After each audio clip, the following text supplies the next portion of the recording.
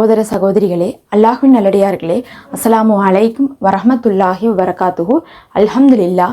அல்லாஹும்ம ஸல்லி அலா முஹம்மதின் வஅலா ஆலி முஹம்மதின் வபாரிக் வஸல்லிம்.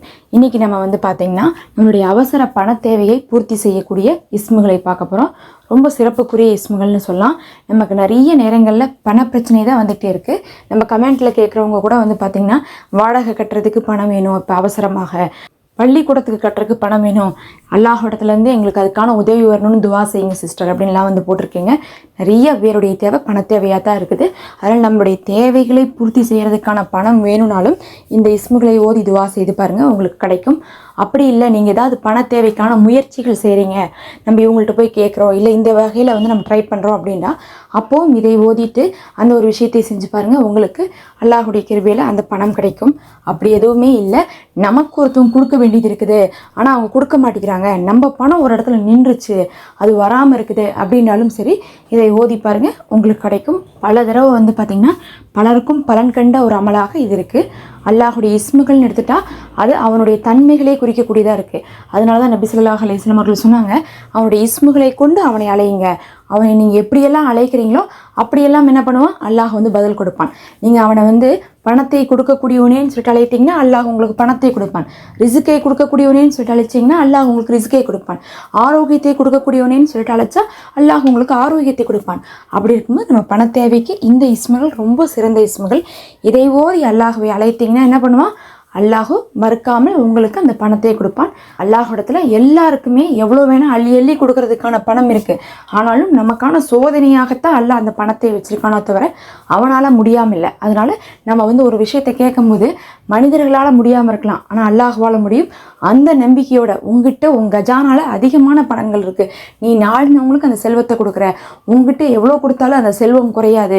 மனிதர்கள்ட்ட நாங்கள் போய் கேட்டோம்னா அது சரியாக இருக்காது, அவர்கள் கொடுக்க மாட்டாங்க, ஆனால் உன்னுடைய கஜானாலேருந்து குறையவே குறையாது, நீ எவ்வளோ கேட்டாலும் கொடுப்ப, நீ தாராளமானவன், நீ வாரி வாரி வழங்கக்கூடியவன்னு சொல்லிட்டு அல்லாஹ்வை புகழ்ந்து நம்ம என்ன பண்ணணும், கேட்டால் தான் அது கிடைக்கும். அதில் பார்த்தீங்கன்னா யா முஜீபு யா வஹாபு அப்படின்னு சொல்லக்கூடிய இந்த ஒரு இஸ்மை ஓதி கேளுங்க. இந்த ஒரு இஸ்மை நீங்கள் 300 முறை ஓதுங்க. ஒரே அமர்வில் ஓதி விட்டு நீங்கள் கேளுங்க. பொதுவாக இது எல்லா நேரமும் நம்ம செய்யலாம். இன்னும் குறிப்பிட்டு செய்யணும்னா நீங்கள் என்ன பண்ணலாம், மஹ்ரிபுடைய நேரத்தில் செய்யுங்க, அது இன்னும் சிறப்பாக இருக்கும் நமக்கு. அதனால் யா முஜீபு யா வஹாபு அப்படிங்கிற இஸ்மை முதல்ல சலவாத் ஓதிக்குங்க. எந்த சலவாத் வேணால் ஓதலாம், சின்ன சலவாத்தை எடுத்தாலும் சரி, இல்லை தரூதே இப்ராஹிம் தொழுகையில் ஓதுறோம்ல அந்த சலவாத் ஓதிக்கிட்டா கூட கரெக்டாக இருக்கும். முதல் 3 தடவை சலவாத் ஓதுங்க. சலவாத் ஓதிட்டு நீங்கள் யா முஜீபு யா வஹாபு அப்படின்னு சொல்லக்கூடிய இந்த இஸ்மை 300 முறை ஓதுங்க.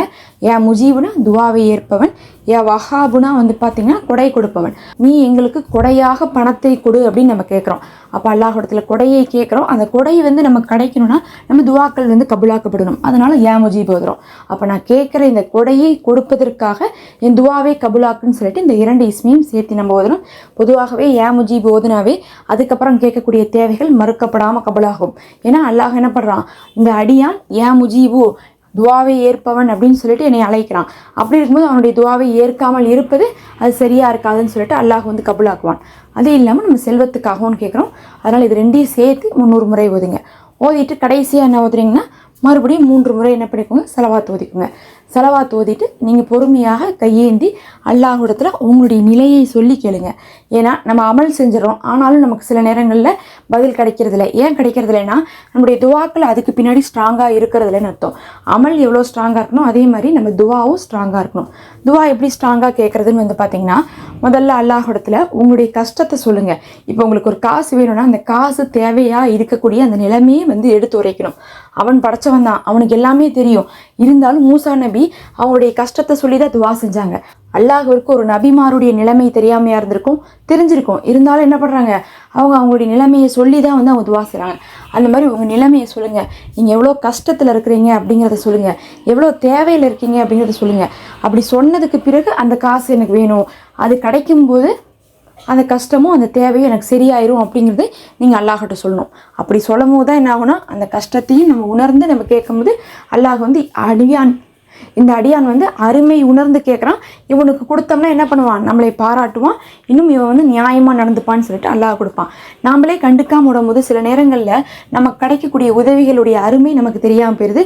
அதனாலேயே அல்லாஹும் அந்த அருமை தெரிகிற வரையும் தாமதிக்கிறான். அதனால் நீங்கள் வந்து கஷ்டத்தை சொல்லி கேளுங்க, இவ்வளோ கஷ்டத்தில் இருக்கிற எனக்கு நீ வந்து ஒரு உதவியை கொடு, ஆட்கள் மூலமாகவோ இல்லை நேரடியாகவோ இல்லை தெரியாத ஒரு வழியிலேயாவது எனக்கு என்ன பண்ணு, காசை கொடுன்னு சொல்லிட்டு நீங்கள் வலியுறுத்தி கேளுங்க.